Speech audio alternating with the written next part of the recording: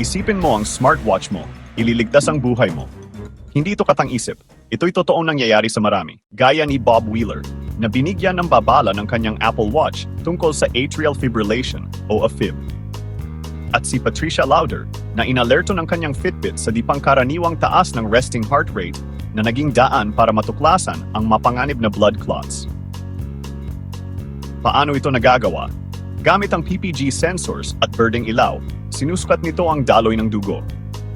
Para sa mas detalyadong pagsusuri tulad ng AFib, ginagamit ang ECG sensor para sukatin ang electrical signals ng puso. Gaya ng nangyari kay Ken Cunehan na pinayuhan ng kanyang Samsung Galaxy Watch na magpatingin sa doktor matapos itong makadetect ng AFib. Ang maagang babala ay nagbigay daan para sa napapanahong paggamot na pumigil sa isang posibleng stroke.